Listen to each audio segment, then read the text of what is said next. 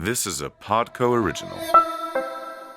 Hey, everybody, we love visiting with you and we love you being with us. And if you follow us, then you're going to get more. Where should they follow us, Jen? Well, Apple, Spotify, basically anywhere you listen to your podcast. It will really help out the show and help us bring you more episodes you enjoy, like this one. I remember we did a run through. Nothing I was doing was working. So even the stuff that was in the audition, it just wasn't working. So... And it was the writing. Well, right? They weren't sure and they were trying to figure it out. And so they said to me, do whatever you want, just improv it. Okay. Whitney Cummings is just so incredible. So good. I mean, I would say the hardest working man in show business is Whitney Cummings. Fair enough. I mean, that broad is tough. She's the best. I went in and auditioned for an Anne Hayes show. And humble brag. Job the one. He laughed so hard that he fell out on the floor. So I go there and I go, I got to go vote. And then I'm going to go home and go to bed at 7 p.m. before the voting place goes. Who do I run into but Jamie motherfucking Foxx at the voting place? And I was like, at the voting place? I was like, what the balls are you doing here, buddy? And I got the call from Jamie and he goes, hey, man. And I go, oh. He goes, you didn't get the part. They went with this other guy. And he goes, but that guy was the part I was auditioning for was a recurring guest star. But he goes, but it's better. You're gonna play my best friend and be a series regular. Perfect. And I went. See, that's the call you want. That's when you shit your pants. That's the call you I'm want. like, thank God I'm on the toilet. And we're on a podcast, as Dylan likes to say, Wizards of Waverly Pod, with a very good friend, a really fucking funny guy, genuinely nice. And he didn't pay me to say that. Jonathan Kite. You guys know him as Agent Lambwood from season 3, episode 28, Wizards Exposed, which aired in 2010. And thank you so much for being here. I was making the fat face, by the way, so that people remember me from the episode. They're like, I don't remember that thin guy. You weren't fat. You know what's funny? I look back on that. It looks like I'm clumping it, like doing a white clumps. What is a clumps? Is that from the Eddie Murphy movie where he's like, "Oh my!" The clump. I saw this photo because people will send me there's a still image of Selena burping in my face. Oh, really? Naturally. And so people Everybody look it up. Yeah, and people will send it to me, being like, "Did you know you were on this?" And I'm like, "Yeah, like you did." We'll be right back. Yeah, I'm like, "What are you talking about?" I didn't tell you this. But when you were there, yeah, I was like, holy shit, that guy is so fucking funny. Because we hadn't met before you came on the show. We hadn't, and we've become pretty good friends since. And it just is, my mom says to people, there's certain people that have a special thing. And they either have it or they don't. And you have it. Thank you. You know what I mean? You're fucking funny, man. You make people happy. And I was like, holy shit, he's fucking great. We had such a good time that day. I remember we were there. There was a lot that they had to shoot that wasn't in front of an audience, and then they wound up scrapping the audience. Yeah. That I remember because it was a big episode. Huge. And I remember they had to build the cave and running around it. Well, the Russo family like tripled and morphed, and there was like hundreds of us running around. That's what it was. Special effect hell. They had pitched me, which I had told you this, that I was going to be the villain for a season. Right. And then I'm still waiting for the call. Just check. Yeah, we're going to get back to you. My phone is not on silent, by the way. So if it rings, it's probably them. Okay. Well, and we were so lucky because like, even though because it ended up just being the one episode, but we were so lucky on some of just the talented, hilarious people that we got to have. I mean, it sucks because I was like, 15 at the time, 14, something like that. And even though I'm an old fart on the inside, but it's like at that time when you're a teenager, you don't realize sort of like the magnitude around you. But anyway. Ian Abercrombie was on that episode. Yes. Ian Abercrombie. Who's since passed away now. Who played Mr. Crumbs. But he was such, we've talked about how he was the oldest person on our set, but the most fun, like a giant kid, like always ready to play, open for anything. Yeah. Like, there are some stories about my mom and her life that I truly never get tired of hearing. From hilarious to heartfelt, tear-jerking to plot-twisting, her retelling of her life always brings me joy. Just in time for Mother's Day, I have found the perfect gift that captures all of her stories for my family forever. It's called StoryWorth. StoryWorth helps you preserve precious memories and stories from your mom that you can cherish for years to come. Here's how it works. Each week, StoryWorth emails your loved one a thought-provoking question that you get to help pick. Questions like, if you could travel back in time to any country in any era, knowing you'd be completely safe and could come back, where and when would you go? StoryWorth makes the writing process a breeze. All your loved one needs to do is respond to that email with a story. Long or short, it doesn't matter. You'll be emailed a copy of your loved one's responses as they're submitted over the course of the year. You'll get to enjoy the retelling of the stories you already know, or be surprised by stories you never heard before. I learned a lot about my mom using StoryWorth. Give all the moms in your life a unique, heartfelt gift you all will cherish for years. StoryWorth. Right now, save $10 on your first purchase when you go to storyworth.com/wizards. That's storyworth.com/wizards to save $10 on your first purchase. It was a very positive experience. The thing that was funny was I was almost fired, which we talked about this. No, wait, right, but I don't know this story. Jen doesn't know, so you have to I'm going to say me. it. So, and shout out to the writers. Obviously, like they're doing their job and stuff. I mean, sometimes stuff works, sometimes stuff doesn't work. Yeah. So I remember we did a run through, and Bob Coher, who's the director, is amazing. Best. He's I been love on. it. Yeah. Talk about a big kid. I mean, and nothing I was doing was working. So even the stuff that was in the audition, it just wasn't working. So, and it was the writing. well, right? they weren't sure, and they were trying to figure it out. And so they said to me, do whatever you want, just improv it. Okay. And come up with some jokes for this. So I stayed up, I wrote a bunch of jokes, and then I did them in the run through the next day. It did really well. Okay. And then I went to bed and got back and got the new script in the morning, and they had taken every joke that I wrote for myself and gave it to Chill Mitchell, who was guesting on the show with was you. awesome. You both were agents. Yeah. And, Yeah, and he was from That's Galaxy so Quest. weird. Yeah. Why he did was they, awesome. And so I don't know. So I was like, so I thought to myself, that's cool. Like, and he crushed it. I mean, he's so funny, so talented. And then I came up with new stuff.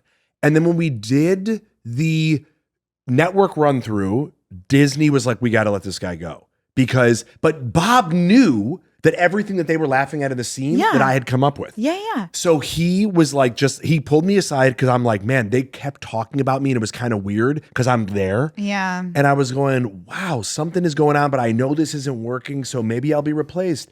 And Bob had to convince them to keep me on. Kudos to Bob But Coher. also that's such a tough thing. And I'm not like throwing back on the writers, but like sometimes, I mean, they write so many scripts, they become a machine, especially by season 3. And it comes sometimes like you try to write all these things that work. I mean, there's a mathematics to comedy that sometimes it just falls flat. And it's the worst when you're trying to make a joke that just doesn't work from every angle you're trying to make it work and it falls flat. It sucks. Well, it's hard because on the page, right? We know this. Yeah. There's stuff that'll make me laugh out loud. And then when you deliver it, you're like, it's funnier on paper Yeah. than when you have to get up with the rhythm, right? Because the jokes depend on the other people in the scene. Yeah. Right. And so, and the thing was like Chill had no idea. He was just like, oh, I got those lines. Cool. Yeah. Right. Thinking. And also, I mean, just in that same vein, and kudos to Bob Coher, Yeah, absolutely. which is a beautiful thing. And also making a joke from the original table read to the actual show is very rare. And you know this from Two Broke Girls, that things change. I mean, tell me, congratulations on that show and your career, by the way, and everything.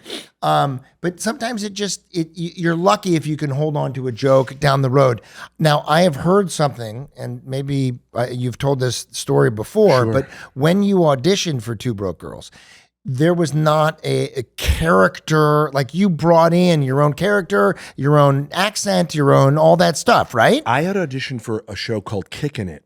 Yeah, with Jim O'Doherty. Oh, yes. Yes, because he did the warm-up for Third Rock from the Sun, and then wrote a spec script, and then he went from warm-up to writing a show and then creting a show. He was great. He was a super nice guy. Daniel's on that, who teaches with us at AGB. I'm going to stop talking now. Go on. No, and so I auditioned for that show, and they were very lovely, and then my friend Julie Ashton was the casting director, and she said they're looking for like a Quentin Tarantino sort of like mad director, like a manic guy. Got that part.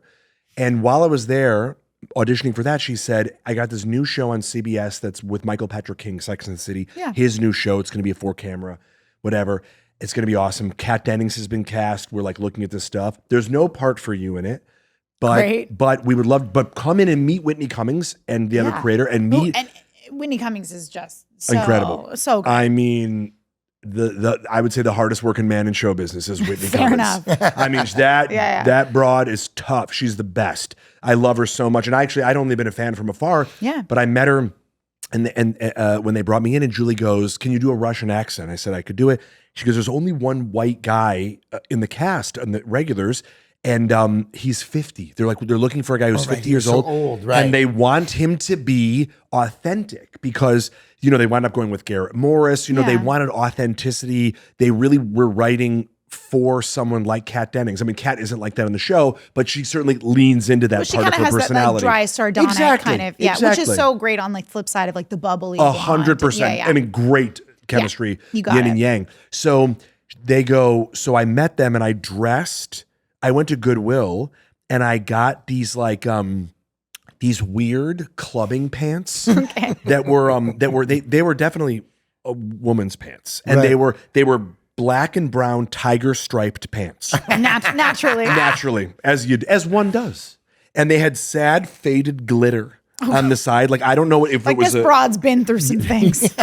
She's on the sale rack. And then they didn't, they were pretty short on me because I got long legs and I put on a tank top and I smeared mustard on it. Oh, I fucking love you, man. And I put a hairnet on and I wore these really old sweat socks with these old leather flip-flops that I got from the Gap, like, 100 years ago. And I went in and I did the accent and it worked, like, for whatever it was. And but you think at that point you go, it's rare that they're going to let somebody. I mean, I was like in my late 20s. Yeah. I'm going, there's no way I'm going to get this.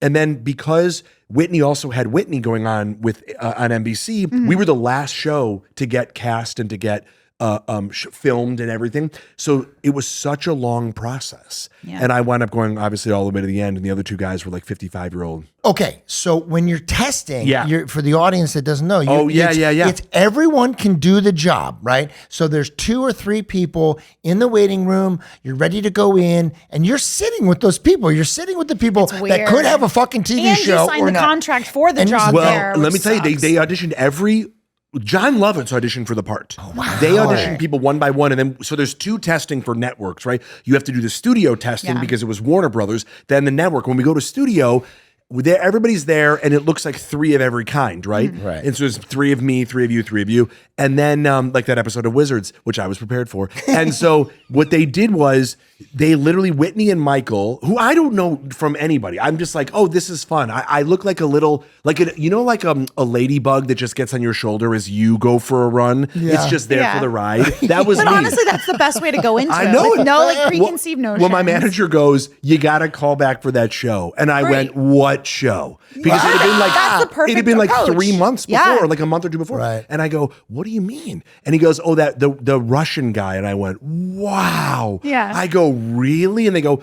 you're going to go to Warner Brothers and you're going to meet everybody. So they changed the script. This is why I bring this up.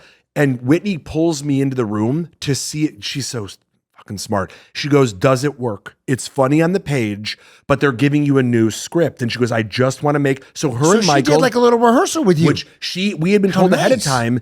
They go, there's another guy, you and another guy, Matt, who wound up getting Hanley. They want to just talk to you ahead of time. It's not about you. They're like, they just need to ask you about the script. And I went, oh, okay. So I'm like helping, I'm like, oh, I'll get a PA job out of this. This will be fun. So I go into this room. They literally take me into a side room the way that I did with Selena, like, like the way they question you. And Michael and Whitney, they're like, here's a script. You've like seen the new lines. I'm like, yeah. And then they go, all right, can you read it to us? And I go, sure, the lines? I go, yeah. And then Whitney goes, wait, do it again? She's like, no, do it like this. And then I go, okay. And then she goes, yeah, that'll work. And then I leave. So I'm like, oh, okay. And then she goes, stop. She goes, don't speak. This is the bet. Don't speak in an American accent when you go in the room. She goes, don't say anything until they say something to you. Genius. And then speak. So then I go in the room. Peter Roth. Look at this. I'm getting goosebumps. But Peter Roth, the head of Warner Brothers, who I love so much. Yeah, good dude. Mr. Captain Hugs, if you know him from the meetings. And I mean the hug meetings. And he would go, and so he's sitting there, and there's all these people. It's comfortable. It's on a couch, big couch, right? It's his office. It looks like every studio head in a Coen Brothers movie. It's so cool to be in there, and it's Warner Brothers, and it's just like I'm having the time of my life. And I see like 3 other guys who are older than me. One guy actually wound up being on the show, and then the other guy, we all became very friendly because we're like, it's like if the 3 of us were auditioning. You got to be nice to everybody. Might as well. We're not competing. If you and I were up for the same part, It's they're like, we don't know what we totally want. different. Yeah. So then they're looking at us and they're going, we don't know what we want. So I'm having the time of my life. And I'm just like, okay, well, this will be fun. At least I get to meet everybody at Warner Brothers. So I go in there and I'm just sitting there. And Peter Roth falls off the couch laughing at my audition. And what happened? Did this happen to you? Yeah, Yes. Okay, go on. And then he goes, oh my goodness. And he was like, this is perfect. And he was like pitching the beyond the show in the thing. And then he started talking to me and I only spoke in the accent. And then then I went on to the studio or the network test, which was CBS. And that was crazy because something had happened with Charlie Sheen where they had to let him go either during Warner Brothers or the CBS. So there was a huge delay. And then for me, they want to put best foot forward. Like that's what they said. But they were like, you're going to go in first out of everybody for the and of course for the network. They wanted you to entertain them. Well, I don't know what it was, but I was like, and Julie, who's the greatest person in the world, who's the casting director for the show and Bob's Burger, if you look her up, she does fucking everything. She's a genius. And she just goes in there and she looks at me and she goes, they put together the order. She goes, you're going to be first. And network, they don't laugh. Like they're in a room. But they do that on purpose because they want to see like theater and there's a light and you can't see it's anybody. Like you're being interrogated. It's the worst. It's weird. It looks like a presentation in theater class in high school. Yeah. Because there's like a little stage that's just carpeted. And then like everybody's up there and they're like, this is Jonathan Kite. He's going to play the part of Oleg or like he's auditioning for that part. Yeah. And I was just like, hi, okay. And then I did it. I waited. Everybody, it was very quick. And then we went home and then everybody got a call except me.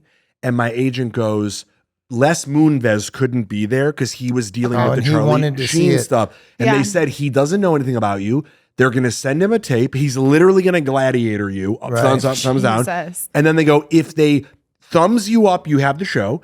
And if they thumbs you down, they have to just go and start all over again because they didn't like anybody else that auditioned is what they had said. So I was like, okay. Yeah, but that has to feel good. And then sometimes it could be the kiss of death because the showrunners are kind of in competition sometimes with the network. Yes. So if you go, here's our choice, the network goes, I'm in charge. I picked this person. So obviously you got the fucking thumbs up. There are some stories about my mom and her life that I truly never get tired of hearing. From hilarious to heartfelt, tear-jerking to plot twisting, her retelling of her life always brings me joy. Just in time for Mother's Day, I have found the perfect gift that captures all of her stories for my family forever. It's called StoryWorth. StoryWorth helps you preserve precious memories and stories from your mom that you can cherish for years to come. Here's how it works. Each week, StoryWorth emails your loved one a thought-provoking question that you get to help pick. Questions like, if you could travel back in time to any country in any era, knowing you'd be completely safe and could come back, where and when would you go? StoryWorth makes the writing process a breeze. All your loved one needs to do is respond to that email with a story. Long or short, it doesn't matter. You'll be emailed a copy of your loved one's responses as they're submitted over the course of the year. You'll get to enjoy the retelling of the stories you already know or be surprised by stories you never heard before. I learned a lot about my mom using StoryWorth. After that year of fun, StoryWorth compiles your loved one's stories and photos into a beautiful keepsake hardcover book that you'll be able to share and revisit for generations to come. And you can even keep a copy of the book for yourself. My mom and I always have late night talks when I go home to Texas, and I can really see us laughing and reminiscing while reading through our book. Families love StoryWorth. That's why it has more than 25,000 five-star reviews on Trustpilot, with millions of stories preserved since they were founded over 10 years ago. Give all the moms in your life a unique, heartfelt gift you all will cherish for years. StoryWorth. Right now, save $10 on your first purchase when you go to storyworth.com/wizards. That's storyworth.com/wizards to save $10 on your first purchase. Well, they waited and waited and waited, and they go, if you get a call from your agent, you didn't get it. If you get a call from casting, you did. So then I got a call from my agent, and I was like, oh no. And then all of a sudden, Julie goes, I'm here too. And I went, and I just was like, dude, it was so fucking awesome. But it's like, but the thing is with even with something where I was a guest star on your show, that is like a process. Like, people go, I'm sure it takes a long time, but it really does take a long time to get anything done. It's intense. And we're the last people to find out. So Roth, I went in and auditioned for an Anne Hayes show. And humble brag. Job the one. He laughed so hard that he fell out on the floor. He was laughing. I was supposed to be a dumb guy. She was having the baby with she had one date with a guy, and then she was having a baby, his baby. They didn't know each other until the day he's in the delivery room. And he just was an idiot, the character. Yeah. And I did a really good job, obviously, because he fell out of his chair. Yeah. And then I didn't get the part, which was shocking to me. I was really bummed. We all have a lot of number 2 trophies. Yeah, well, and then I went in the same room and got the Christina Applegate show called Jessie, and the breakdown was a Chris Farley type, and of course, who's one of the people auditioning? Chris Farley's brother. Yeah. And I'm like, Kevin. I'm never gonna get this. But I booked it, and that was a great experience. But what an interesting roller coaster, man. That is such a great, and then to go on to be on a very, very successful show. You know what I mean? You never know. All of that could happen. I didn't you get do a a call. Playing the pilot, lottery. and then you're never seen from I again. never got a call from my agent to this day that the show got made ever, because my buddy who was living below me, who was in acquisitions, he had his finger on the pulse of Hollywood always. Yeah. So I remember I was stuck in traffic in Santa Monica, end of the day, heard nothing. I was like, we didn't get it, and I'm just like driving back. And then all of a sudden he calls me. I'm like, hey, what's up, dude? And he goes, congratulations. And I go, on what? Like we used to fuck with each other. And he'd be like, your show got picked up. And I was like, and then I called my manager, the agents, they never called me. Jesus. Never. Wait, why didn't they call you? Just because? I don't know. And then I called the manager, and then he wound up calling the agents. I was like, did you guys not hear?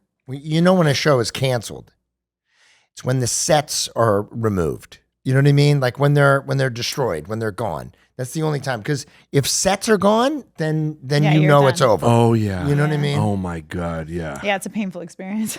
How many seasons did you go on that? 6. Nice. Yeah. Can I borrow $10,000? Yeah. Oh my God. Well, I was gonna I say own the studio.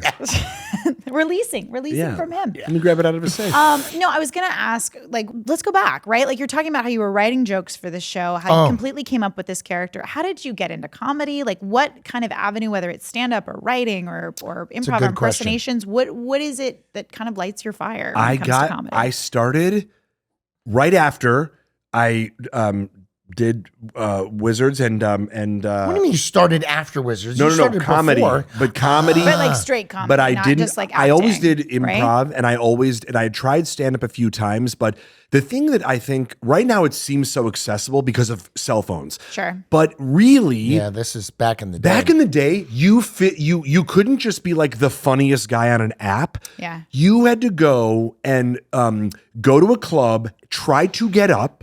Yeah. And then open mics, right? Hopefully, and by the way, the amount of open mics that exist today exist because it's sort of things are multiplying like gremlins. But back in the day, there were a lot of open mics, but the endless possibilities that exist today, they just didn't exist when I moved out here. They had some really big shows, like there was one at Miyagi's, which is now Pink Taco, and there was like the Improv. There was pretty much the big clubs, but to go there and to hope that you would get up. And I had a serving job at night because that's where all the money was made. Sure. So I'm auditioning. I got very lucky. I started auditioning and booking right away when I moved out here.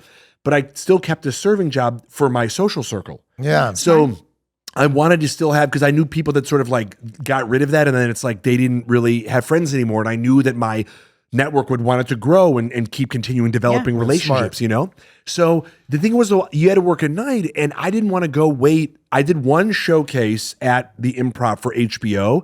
And I remember thinking, like, these people are putting their lives into it. And I was already doing TV at that point. This was probably when I was still doing Wizards and like kicking it and stuff. I hadn't done Broke Girls yet. But I thought, when I have a chance, I would love to really devote some time to this. And right after this, they said they're doing a New and Living Color. And my Julie Ashton, by the way, this is actually how I met her. This was this was after Wizards, before Kicking It. My manager gave her my DVD with my impressions on it. Yeah. So everyone, a DVD was an old. Oh my God, stop. But can I tell you, don't you remember when you, like, people used to have VHSs of them walking around? No. When I was, of course. yeah. I apologize for interrupting. It's just so funny that those things don't exist anymore. But that's what I mean. Everything that we do now is made so much easier because of the cell phones. What was on the DVD? So they said, can you do impressions? And I could do like some I had auditioned I tried to do SNL 100 years ago. And did you get to audition for Lorne Michaels? Did you get a? He called my agent and got me an audition for 30 Rock because I knew my agent was total dog shit at the time. Yeah. And I called them. There was a 30 Rock impressionist that they were trying to have be like the new sort of guy on the show. And I asked my agent point blank in his office, I go, how did I get this audition? Because there's no way that you, and he said Lauren Michaels recommended it after I had submitted the tape. Now I was probably 27 years old. I was a kid. And what had happened was I was like, I'll put that on the back burner. I'd love to do it. In Living Color came up, this new thing. It was going to be produced by Jamie Foxx.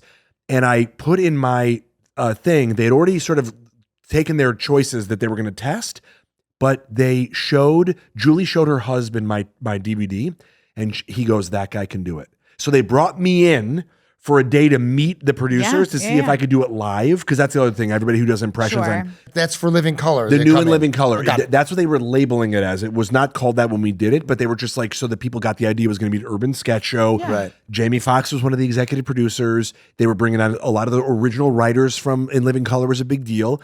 And I got a chance to write. I got the show and I got to write with people. And when they were figuring out if it was going to get picked up for season 2, I booked Two Broke Girls. So I had booked those like almost the same year. It was amazing. I was very lucky. Yeah. But then when I got Two Broke Girls, the same writers and friends that I'd really made on that show, we were at the Improv one night, and I, when you do a show, you have to take the summer off for a network show, and there's not a lot of, there is opportunities, but also they're like, it can't conflict with the show because the show is God. Like 2 months. And that had happened to me where I booked a few things and then the schedule didn't look, so I had to turn it down. It's understandable. It's the worst. So stand-up though, my buddy goes, why don't you try to do it? And I spent a summer in 2012 just writing stand-up, and then I was able to sell out, and I was able to tour as a headlining comic right away because the show was so fucking popular. People knew you. So I wanted to respect it. So for all summer, all I did was stand up. Yeah. Like all day, every day. And so I got into it because I'd been practicing writing. Like all the ones that I know that are like masters at stand up, like they're obsessed with it. They live, eat, and breathe it. It's hard. It's hard. It's a very, very hard job. And you do it really, really well. I tried to do it for a little while. Did you? I did. And I did a couple of shows, and I had, in town. Why didn't you tell me? I would have gone. Oh, because it was hard. You wanted to be anonymous. Yeah, that's fair. But I did a couple of things, and we have that set. Let's go to the tape. What about sandwiches? But the Jamie Foxx show. Are you saying that went a season? It did. It went, and that was the first time you guys worked together. It was the first time. So when I met him, and they did the show. It was called Afterparty. And it was it wound up being, it was very cool. And it wound up sort of like a Noah's Ark. There were like 2 white guys, 2 white girls, 2 black guys, 2 black girls. And, or 3 black guys, excuse me. But they wanted a well-rounded so they could sort of do a lot of political stuff. And it was great. And then the pilot went, and they let everyone go except me and one of the main guys. And then they retooled everything, which was ridiculous because listen, people make mistakes all the time. Was this Fox? Fox, yeah. And they had great people. I mean, huge people were in that original pilot. Eric Andre, Nico Williams, who plays Zendaya's mom on Euphoria. There were big people, like people who did just fine. Which means sometimes it's not about you. No, that's those what are I'm all saying. very talented people. Yeah, and that's the thing is those people went on to have, Kyle Dunnigan, Dana DiLorenzo. These are all people that have had, are having great careers. And this was 15 years ago. Yeah. So the thing is, you never know. And then they came back, and then they did more of a Chappelle style show with this comic.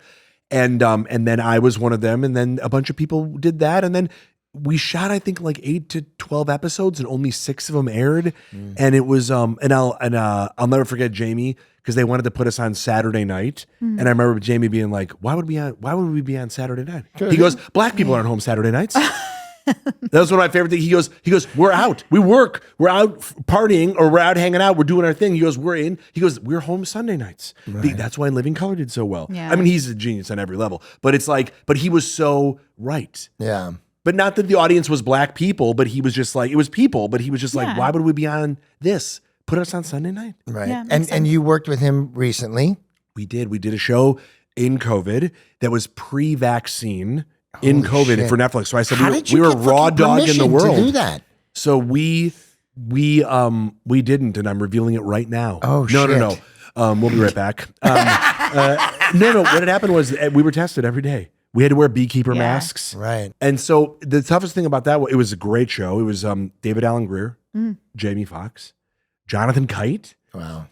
Huge. I star. love Who's that him. guy? No. What are you, my agent? And it was really fun. Did you get a call? Did you audition? I had I was hosting a film festival. This was like in February of 2020, and I got 2 pilot auditions for two big shows, and I was supposed to come back the next day, and my agents are like, and by the way, the world is normal, nobody whatever. So they go, you got this one for an NBC show that wound up going a couple seasons. And they go, it's at like 9 a.m. And I go, well, I'll never make it back. So I drove back the night before with a buddy, got home at 4 a.m., slept an hour, showered, ran over the scene, did not get a chance to look at the lines, right? I go to the audition and I bomb. And then I wound up having another one that they go, you're going to test for this one I think made straight to test. Well, it was to the producer session. It was like, they like you, they know you. Yeah. They go, it was Wednesday, but they got to do it today. I said, I'm on no sleep. I literally just crapped the bed. Unless that was a Depends commercial, then we got it. But I go, it's done. My reputation. I mean, I go, come on, there's no way. And they go, they moved it up. So I go there. This is the same day. Same day. And you haven't seen the material. And you slept an hour. Yeah, and I've seen it, but I'm familiar with it, but not really, because they go, you're going to have 2 days to do it. And I was like, I got this. Right. But then I'm like, I don't got this. So I go in there, I'm having the worst, and I bomb it. And then I could just tell, this just isn't it. And it's also not me, though. It's also, it's a Moose character from Riverdale or the Archie comic. Yeah, He's like supposed to be, it's about a night school. The show didn't go, but it was like a night school. And this guy was like the high school quarterback. And I was just like, there's better guys for that than me. We've all had those auditions where you're like, it ain't me. I'm going to go do my best on it, but it ain't me. Yeah. And by the way, half the room I knew. Weirdly enough, when I got in there, they were like, oh, and I was like, oh. What am I doing here? I wish this part fit me a little better. I know. I'm like puffing up like a puffer fish. I'm like, I played ball. Okay, so two shitty auditions and then the same day. I'm going to go to bed. I have to have a meeting a fucking meeting planned. And then I remember getting on the phone with my mother, and she goes, how did the auditions go? And I said, Mama, I just need this day to be over. It's a rough day. And then she goes, where are you going right now? I go, I'm going to cancel this meeting. I'm going to vote. In the primaries, I got to go to the voting because it was that Tuesday, because I said the other one was a Wednesday. Yeah, it was Tuesday. So I go there and I go, I got to go vote. And then I'm going to go home and go to bed at 7 p.m. before the voting place closes. Who do I run into but Jamie motherfucking Foxx at the voting place? And I was like, at the voting place? I was like, what the balls are you doing here, buddy? We hang out, we're jumping around, dancing. He's like, the coolest guy. He's like, hey, we're doing Beat Shazam right here. Do you want to come and just hang out? I'm like, yes. So I'm like, all this new energy, forgetting about my shitty life. Yeah. And I go to hang out and we're just like having the best time. We go to get dinner. And he was like, dude, I got this new show that I'm doing for Netflix about this one that we pitched before about me raising my daughter. And I was like, oh my, it was picked up by TBS in like 2013. It never went, but now it's here. And I remember reading the blurb about it. And I was like, this is awesome. So I'm like, I'm going, dude, you're never not killing it. And we're just like off to the side, we're having fun. And his manager, who's the coolest guy, James, comes up to me and he goes, so what do you think of the show? And I'm like, I think it's pretty good. And he goes, okay, great. So I think that you're going to probably test on Thursday. Wait a minute. Jamie didn't say anything to you. You are now finding out from the manager. He said, he goes, you remember this guy that works for me who I did know very well? And I was like, I love that guy. And then he's like, well, maybe you could play that guy. But there's so many steps. Even, and by the way, Jamie comes through 110% of the time. He never has. He's got a ridiculous amount of energy and reputation. He's like, and so just knowing him for so long in so many environments, I go, man, that'll be cool. But I really didn't. I mean, he has a thing coming up, but there's no deadline in my head because COVID doesn't exist. So it's like I don't know that. And then they go, oh, you're literally shooting it next week. They were shooting the pilot on Monday. Oh my god. So he goes, you're gonna go on Thursday. Yeah. I go, wait, what? I go to test, and then I don't bomb the test, but I can tell that he loves me. Did you read with him? Did you read with the casting so director? I read with everybody in the room, and then he goes read with him, and then literally they let everybody go home. I'm in my car. I'm driving off the lot. Yeah. And then Dave Brown, his best friend, goes, "Where are you, dude?" I go, I'm going home. And then he goes, "They're testing everybody right now. It's you and 2 other guys." And I went, "Right now?" Oh, I couldn't believe it. I drove back. I was like this. So we get in the room. He takes a script from me, and Jamie just goes, "Put that down." Who goes, "Who cares? Who cares?" He was like, "Just talk to me." And then he goes, "Remember that thing about a birthday party?" And he just starts going at me with this shit. And then I start killing it. And then, but I could tell that something is still weird. Not with him, but like, I don't know if they already had a choice maybe in their head. You know what I'm saying? If there's a power struggle. There's something off. This guy wants that guy. Yeah. And you can feel that energy in the room where you're like, I'm hitting, but something not isn't. Yes. Yeah. And so then I go to this commercial audition. The funniest thing, because right away I'm like, that was where I was leaving to go to. I call my agent. I go, "I just tested for the show. Can I be late to this commercial audition?" Yeah. Like, "Don't worry about it. They're going till the end of the day." Everybody there is a person of color with their own children. It's a family thing. And me. and I'll never forget, I look in there and I go, "Oh my God, are you guys not auditioning the thing anymore?" They're like, "No, you're still here for the orange commercial or whatever the orange is." You're like, great. And then they're like, "Oh," and then I remember everybody looking at me like the guy who's at the park without a kid. So then I'm just chilling and I'm like, I am not going to book this job. There are parents, there's a family thing and I don't have kids. Yeah. So swear to God, there was this lovely Latin family and they were just like, they were like, can we just use your kids for him? And I was like, "What? Wait, where's my camera? What?" And so I bomb this. I go to my buddy, I go to pick up some food to go, my buddy's restaurant. And I got the call from Jamie and he goes, "Hey man." And I go, "Oh." He goes, "You didn't get the part. They went with this other guy." And he goes, "But that guy was the part I was auditioning for was a recurring guest star."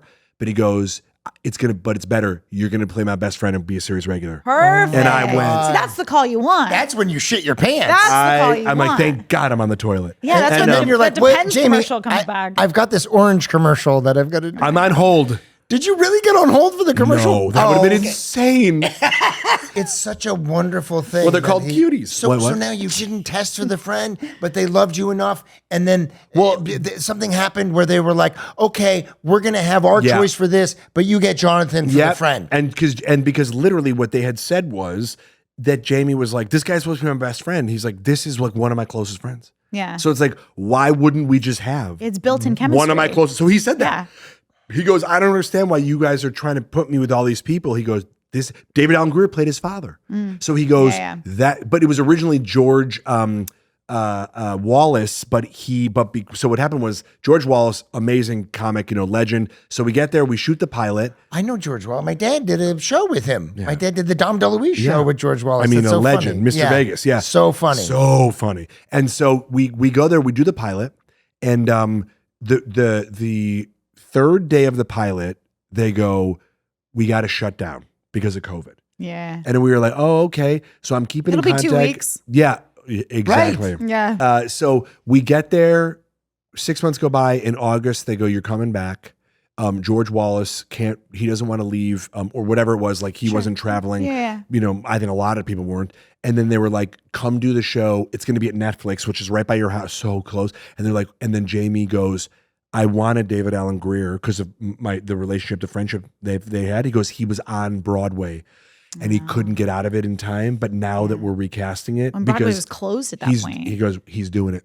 So Nice. he was he goes, "I want these people in my life. I want these people because we're going to have instant chemistry," which is I think the hardest thing in TV shows. Of course. Where when we did Broke Girls, that's the one thing that was very positive feedback was instant chemistry. That we got lucky. Well, you can't manufacture that. No, you can try to cannot. force it, but it's something like, and I totally understand why you want to write with your friends, work with your friends. It just takes that extra element of like, how the fuck is this going to work? And eliminates it because you already have chemistry, you already have history, all those things that actors work so hard to build. It's instantly there. Well, think about every great show. You guys had to be a believable family right away without knowing each other right away. Yeah, which was really, I mean, like you look at the classic shows and there's a certain amount of respect and trust and, I mean, it's just there. What a wonderful story. It's so what a journey. You have an exciting life. It never comes in the way that I think that it'll come, ever. The best things never do. I know, because there's stuff that I was up for that I'm like, I got this. Yeah. And then it's like, the universe is like, you don't. But don't you think in hindsight, like some of those, because we all have those projects, right? Where we're like, oh, I was fucking number 2 for this, or like I was so close to that. Yeah. But in hindsight, you look at it, you're like, thank God. For sure. Thank God I didn't get that or this. And some of them not necessarily so much, thank God, but like some of them would have been nice. But yeah, there's some of them where you're like, you end up right on the trajectory you're supposed to be on, whether it's, I mean, hell, if you had told me when Wizards ended that my life would look like it does now, I'd be like, you were high. But like, that's the whole thing. For sure. Is like, you just kind of take life as it comes and you go, okay, what's meant to be is meant to be. When did it end, the show? 2012. Oh yeah, you guys were on for a We were on first, time. yeah. We did 106 episodes. And 2 specials. Yeah. Wait, okay, so I love you're like, this is a Wizards podcast. But anyway, fucking Wizards. who's the favorite person to imitate, to impression? Yeah. And how did you know that you're so fucking good at that? So I didn't. The truth was that I don't recommend this, but they asked me to audition for a sketch show, and I loved In Living Color growing up. I loved SNL, loved so Mad good. TV. Oh, Mad TV, yeah.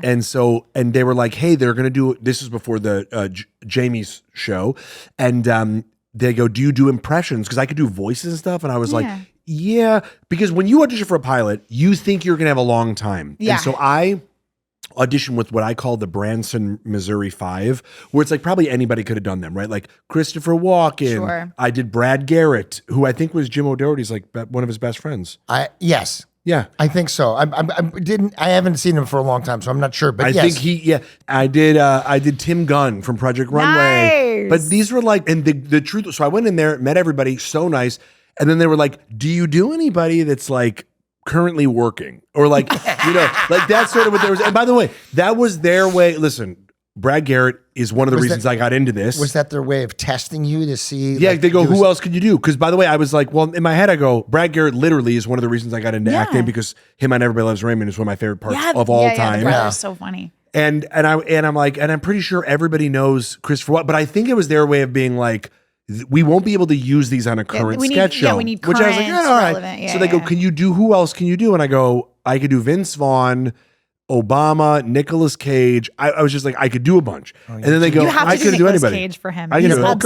Go on. I mean, like I could feel that they were like, oh, can you do those? And I go, yeah. And then they go, okay, great. So when the callback is, you'll do those for the callback. Because I think that my joke writing was okay. Yeah. And then I go, great, I'll have like a month. I'll just figure it out. They were like, so the callback is Monday. You're like, and I remember, and I just got with this manager and I was like, I don't want him to think that I'm a liar or that I fucked up the relationships with the, with the casting director. Right. So I went home and I watched Fred Claus for Vince Vaughn over and over and over again. And all the Vince Vaughn performances. But that opening scene where he's talking to the little girl when he's repossessing her TV because he's a repo man, I just was like, always a fan of his. And then I did Obama, and then I did Nicolas Cage as like, this was so stupid. I did Nicolas Cage as Peter Pan.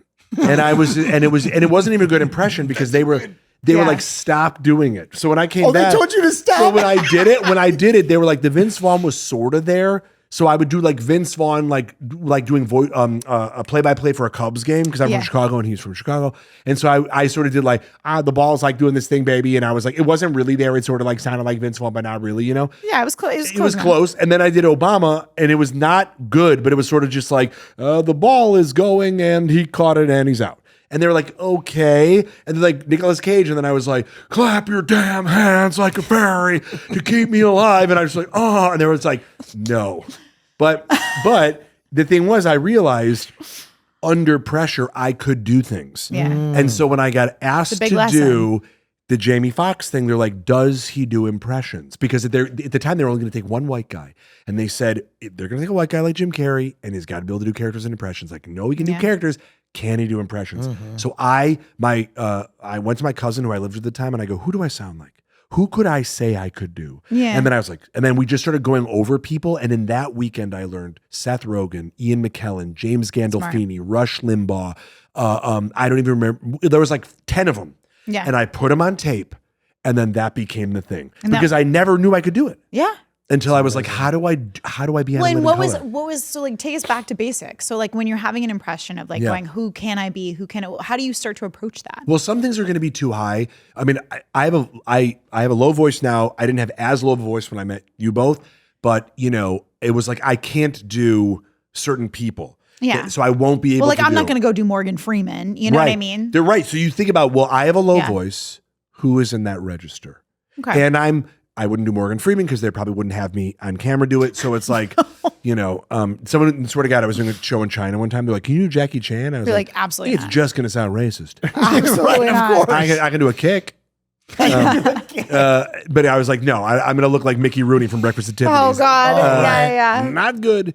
And then, so the thing was, I said, well, I know that Vince Vaughn and I like sort of had that like back in the throw, baby boy. I like the energy right now. We're having a great time. Yeah. I'm having a great time, baby boy. There it is. So then I figured it out. But and then I never saw The Sopranos. Get the fuck out of here. I never saw. So I watched one episode. Christopher, God damn it.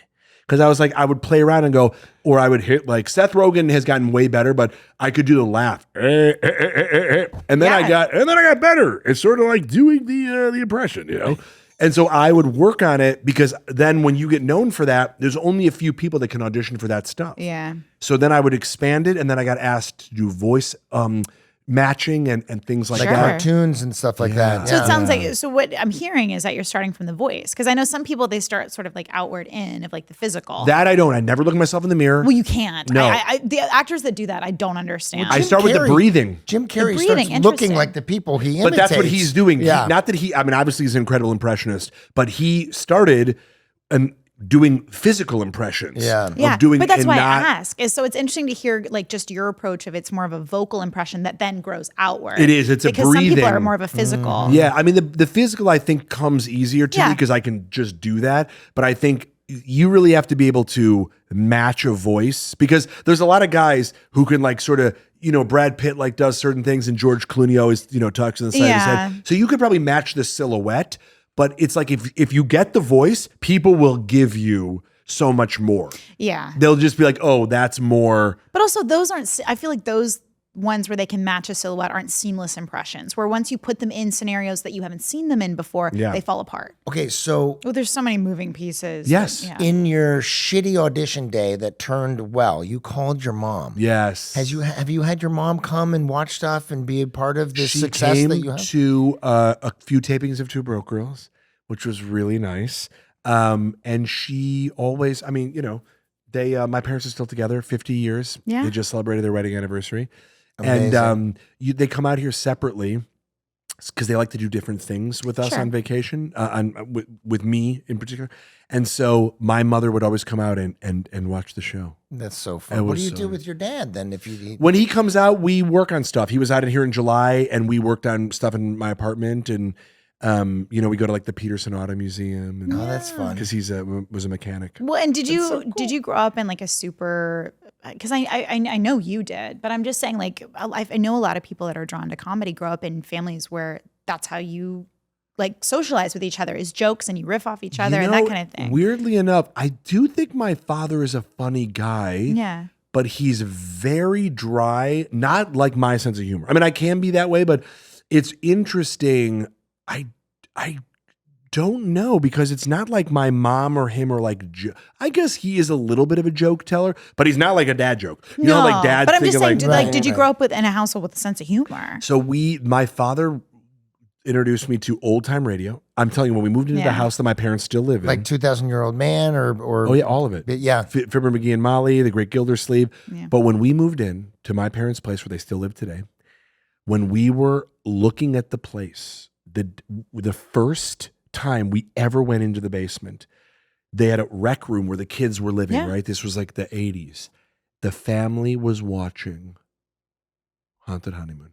Really? Oh, the movie that my dad did with Gene Wilder and Gilda Radner, where Gene called up my dad and said, I want you to play my aunt. Yeah. So my dad did this and played Gene Wilder's aunt, and he was so proud that he made his breasts birdseed. That's what they were. Oh. You gotta have a lumpy breast. That's comedy. And it's a very silly movie about people doing like a radio play. It's great. It's and so then they funny. go to the real thing. I can't believe I haven't seen it because I'm a huge Gilda Radner Yeah, fan. I've like seen it. It's so fun. A lot. All right, I'm adding it to the list. That's so funny. So that was they were very supportive, and my mother always took us to plays. Yeah. All the plays and all the musicals, and so we got a good balance of old time radio, black and white movies from my father, and then the theater from my mother. Well, which is like the good stuff. You know what I mean? Yeah. That's a great That's the core. base. We got That's the lucky. core, yeah. I mean, it was because they're not. My mother picked up painting now after she retired, but they're not. And my father's a writer, but not what. Not in the vein of performing. They're just not performers. They're not. They never were in public speaking professions. And really. sometimes it skips a generation or a few. Yeah. And so, but it was nice that we got lucky because I went to school with good people who kept telling them he'll make it. One of them. Did you? Like, I know that my dad was heavy when he was younger, and he was trying to make people funny because he was trying to make people laugh by being funny to kind of like not to on the outside make everything okay because maybe he wasn't feeling great on the inside. Yeah. Well, and I think I maybe there's a little bit of me that wants to be funny and wants to kind of just a little bit, just a little bit. Really.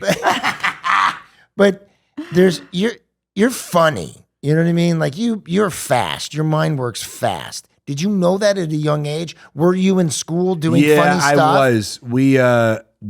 I think just that to me when I figured out that someone could get paid. Because the biggest thing for me was when I was little, it was probably the Marx Brothers or like Three Stooges. But I remember when the first time I saw Saved by the Bell, it blew my mind. Oh, yeah. Because I was like, these people are going to fake high school or junior high? And I remember like talking it out and being like, but how? How is this a thing? This is the thing for me or people? And I remember thinking like, whatever it took to get there. I love that Saved by the Bell was the Our Miss Bliss was what it was called with Hallie Mills, who my mother looked just like from The Parent Trap, just like her. And so I was always excited by that. And then when they would explain comics to me, and I remember I would stay up and I would watch like a lot of not BET, but it was like Comic View or like Russell Simmons and stuff that was on USA. And so I really loved the idea that somebody could just get up and talk and make people laugh. Like since I was a little kid, I thought that was the coolest thing in the world. And so I think that I remember in first grade, I would do that. I would get up and just try to make and I got thrown out of school one time because like I was imitating Daffy Duck and they were like, you got to get out of here. We can't get anything done. 6 years old. No, since you started like having that at 6, like what is I feel like stand-ups have different approaches, right? They talk from experience, they just write jokes, they create a persona. What's your approach to stand-up? I think it was for a long time doing all impressions. And then I didn't love that as much because more observational now. That's what I try to now because the thing about with what we were talking about with phones that everything, so I would do Seth Rogen impression and he was so famous, but not here yet. I did him in Canada and everyone was like, oh shit. Yeah. So I realized if somebody isn't right now getting nominated for an Academy Award or an Emmy Middle or America whatever, doesn't know him. It's not as big because what is important to us is not necessarily important to them. And so it can be, but it's like, you got to think about, that's why a lot of people would do like impressions of reality stars. And like, I just don't watch those things. And so I realized as that sort of became bigger and those became like really big personalities for me, I realized that I was like, well, if I can do enough impressions to scratch that itch, like what could I do with the rest of my time on stage? And so I've tried to do stuff that sort of like blows my mind or is like a funny thing. And it can be polarizing. It can be a lot of different stuff, but I feel like good comedy can be. Yeah. You know what I mean? This whole like safe comedy thing doesn't work. Holy it doesn't hell. work. I mean, I can't even imagine what a show on Disney looks like today. I can't even imagine because Me neither. You think about how safe. I mean, listen. I did a few of those shows. I did Sweet Life on Deck. I did you guys and Kicking It. And you think like, I get why these jokes are like this. Sometimes they would try to like throw in a little something, but then you're like, yeah, but everybody's got to be. Now you think that the it's moved so much. Yeah. What passes for comedy on a kids' TV show? Yeah, it's different. Yeah, it's an excellent question, and I have no idea. Yeah, I know it. And I don't want to be on a watch list, so I don't watch them. There you go. There you go. So, okay, we're kind of wrapping up, but before we started, you were at the Laugh Factory and you ran into somebody. Oh, yeah. Right? So I was saying because I ran into you, which was great, at the grocery store, and I ran into you at where were you coming from that day? You were having lunch At the cafe, the Beechwood. Right. No. and Franklin. Yes, exactly. And so we, but I would periodically run into you with Travis, like just a bunch of people. Right. And it's nice because I feel like this is such a supportive town when it comes to comedy. And I was at the Laugh Factory, and upstairs is a really safe place for people to sit. And so Selena came up to me, and they were watching the show, and I was like, I just went, you probably don't remember me, but I played Agent. And she was just like, I love Two Broke Girls. It's one of my favorite shows. And That's so cool. it was so nice to see her. And I was just like, congratulations on all this. I love Only Murders in the Building. Yeah, it's so Yeah, good. yeah. I mean, those two guys are my idols. Oh my God! come Let's do that. on. Forget You know what's it. cool? Forget it. What a cool thing. You know, that's what I love that the about two different ages are meeting Yeah. and that they're together. And yeah, it's amazing. but also that to me, what an exciting career. Now, any career is a great career. The fact that we're all still out here doing it is amazing. But it's like one of those, when that show was coming out, a buddy of mine who worked on Broke Girls with us directed a bunch of it. And I remember like seeing the trailer for it and going, wow. Like Yeah. that's just a cool, and it's cool to then know people who are a part of that, the director and her. And it's fun when people you like are doing fun things that you want to be a part of, and they're still making good shit. Yeah, well, and not to mention the fact that I feel like it's like meeting together, like and molding multi-generational comedy, right? So like they have like new comics on that show. They have Selena, who people relate to, and then Steve Martin and Martin Short are That's hard, by the way. legends. I think it's that is hard. they try to do that all the time. They did it with our show, by the way. Yeah. So Kat Dennings, who is already like the indie queen movie star, Yeah. and Garrett Morris, who is the first black guy on SNL from 1975, who is a legend, getting his star on the Hollywood Walk of Fame. Oh, that's so good. fun. We're all That's going, great. I can't wait. And I love him so much, but he really added such a weight, a gravitas to our show because he's one of those guys who had such a cool career. And then they added Jennifer Coolidge, who played my wife. Who's the And the then you sweetest like, human being on the and planet. then you go, this is nuts. But I think that I was very lucky to be a product of one of those things, because I think that they often try to do that, where they take somebody generationally who can still do it, who's really amazing, and the young people of the next generation, because that's really what it is. It's like it's the older people fostering and making way, introducing a new generation, like older people to, like, maybe you don't know who Selena is, but if you're fans of ours something and for we love everybody. her, same thing with Jennifer and with Garrett. Obviously, they're so famous and so amazing in their own right, and then it's like, oh, it's a cross pollination, and then it's like they brought in this new star, Beth Bears, who's now killing it on her second show with The Neighborhood with Said on the Entertainer, and you go, damn, like that is a very hard thing to pull off. That I think, because I think network executives look at it and they go, older successful person, hot rising star. Yeah. What do we do here? Yeah. And a lot of times they don't work out. A lot, but the thing A is, lot. when it's done well, it's worlds amazing. molding and coming together, not two different Yes. things trying to coexist. Yes. That's when it isn't done well. Right. And When she'd it already done the is, yeah. comedy for so much with you guys. Yeah. Yeah. And it's great. It's really cool when something like that works. And this Yeah. season with Meryl Streep and Oh my God, what's his it's name? amazing. Ant-Man. What's his name? Paul Rudd. Paul Rudd. Paul Rudd fucking killed me, I man. mean- Him playing that character. Oh, What a so dick. Funny. So fun. But that and the fact that you know what it is? It's that it feels very New York. Because we were a show that shot in LA, but whenever I would go to New York, they would say, you guys are in New York, right? I think that Michael, because he's such a diehard New Yorker, that he really repped the city well. Yeah. And I think oftentimes you don't really get that. But I think obviously they shoot that in New York, and it's cool because it Yeah. really Well, and Wizards does. was the same way. We shot in LA as New York, and it's like definitely not New York. I mean, it's really hard. Jonathan, this has been such a great conversation. Shit, it's I know, over. I it fucking ends hate it. I so- mean, this has been everybody. Thank you for being with us, and it feels like 5 minutes. It feels I like was 5 going to ask minutes. you, have we started recording? I'm ready whenever. Actually, I do a action? warm-up hour. Well, I have one question. When you went back to the Two Here Broke we Girls, go. did you I have wear one the as well, same 'cause we outfit have with the to- mustard? And did you put the same outfit on? So Tracy Field, who is one of the biggest, amazing. Yeah. the costume designer. She was our costume designer. She's like That's incredible. She was like the Sex in the City. No.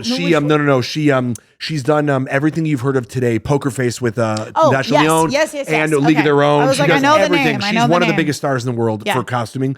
And Michael said, take what he did in the audition and make 100 of those. So that's where the idea for the costume came from. But good for you for committing to that. I mean, you got to do something because You they were have going to to. cast. The cops Well, are you coming might as together. well. There's The a cops are coming siren together. right now. All right, Yeah. I'll be remiss, and the Wizards fans will be pissed because we've been everywhere but north with this interview, which is half the fun. But what is like I know it was a million years ago, but what is like your big Wizards memory when you think of that experience? I remember you guys Other than Chill taking the lines. Yeah, being robbed. No. You know what it was? I got asked a lot because you guys were such a big show and everybody knew it. And I was like, Well, you came in at, like, the I've done peak that. of it. Yes. And Yeah. you guys were huge show. And so I remember us, David Henry was playing cards in the front when you guys would sit around in the beginning. like the commissary. And kind of I thing. remember you and I talking, and first off, everyone was like, "How was Selena? Was she nice or not?" That's Of the thing. course. Everybody asked that It's all I immediately. get asked too. I'm all sure. of us get asked. And yeah. I was like, she was a nice person. No, but she was. Well, She was very lovely to me. But I remember thinking like everybody was so nice because of all the problems with the show that we were very warm. And I remember like just sitting around and talking and hanging out with everybody, which is not the way that every show works. No. Yeah. And so I remember you some guys are clock in, clock out. and I remember you guys and Bob Coher, and I remember everybody being so nice and thinking like, I bet this is a fun place to work because magic and obviously with Harry Potter, like there was things in the world that people were like, this show, and when you're a part of a bigger thing, and it's fun to be a part of that and to feel that with people that aren't just like, ugh, let's get out of here. Yeah. And so I do. It's I have the a best. lovely. It was very fun. We enjoyed what we did, and I could we tell. enjoyed you. I mean, fuck, man, you're one of the funniest people. I love seeing you, man. Yeah, You're the best. Thank you for And I'm glad to being see here. you as an adult. I know when I walked in.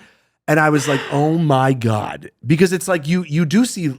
I mean, you were like a little peanut, I was a little peanut. and then I was a little nugget. and then it's like, "Oh well," and now you're that's so cool. That's Thank so you cool. for Thank you. being I here. appreciate that. Well, thank you for being Yeah. a part of the show and coming back Another and being part awesome of the Happy to be rewatch. here. episode of Wizards of Waverly Pod.